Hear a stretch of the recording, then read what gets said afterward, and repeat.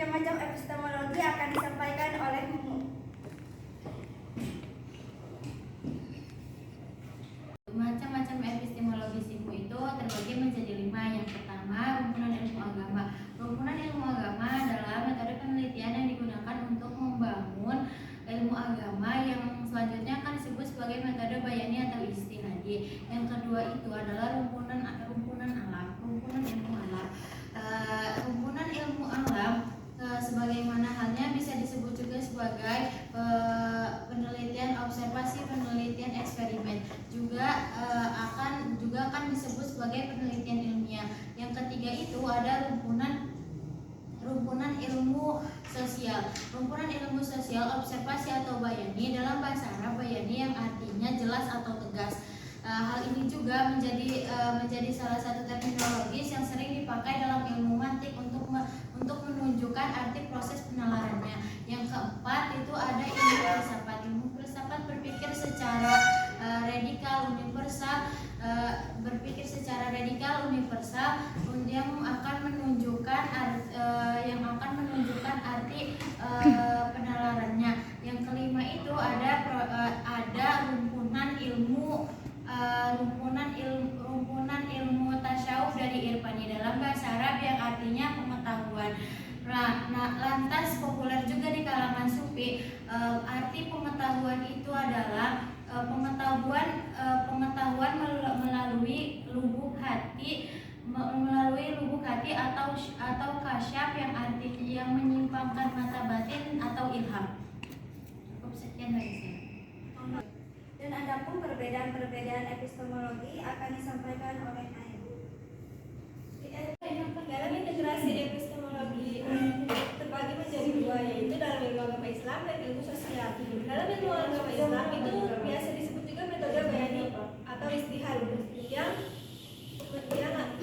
terdapat dalam metode tafsir yang terbagi menjadi 9 langkah. Yaitu yang pertama, penafsiran mengikuti ayat dalam Al-Quran. Yang kedua, menjelaskan sebab-sebab turunnya ayat Al-Quran. Yang ketiga, menjelaskan makna, menjelaskan hubungan surat ayat Al-Quran dan sebelumnya. Yang keempat, menjelaskan hubungan makna kosakata dalam Al-Quran. Yang kelima, menjelaskan struktur ayat Al-Quran. Yang keenam, menjelaskan penggunaan hadis menggunakan hadis nahu dan sorof. Yang ketujuh, menjelaskan hadis yang berkaitan. Yang kedelapan,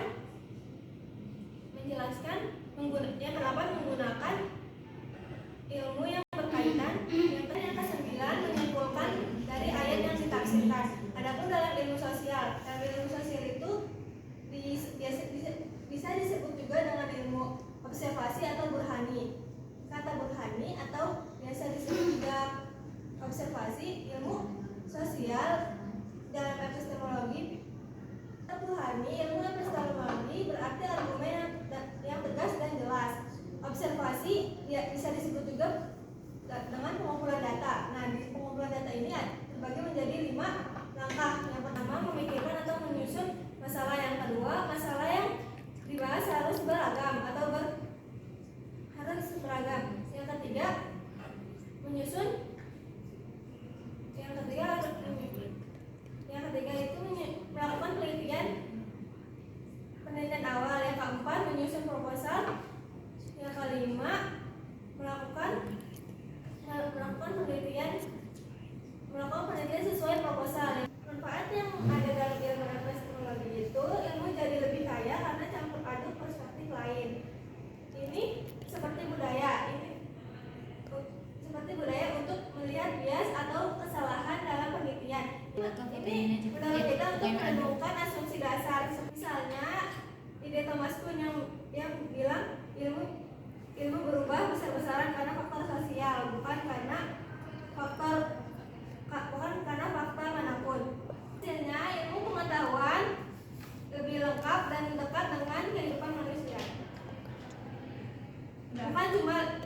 Bukan cuma teori di lab aja. Jadi kesimpulannya itu, interaksi aspek epistemologi dalam ilmu pengetahuan pada akhirnya membuat pengetahuan kita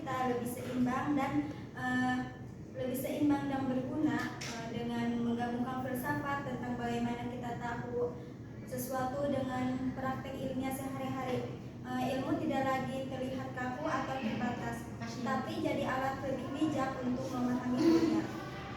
Hasilnya kita jadi bisa menghindari kesalahan yang mutlak. Sambil tetap dorong inovasi yang lebih adil dan intelektual. Demikian presentasi yang dapat kami sampaikan.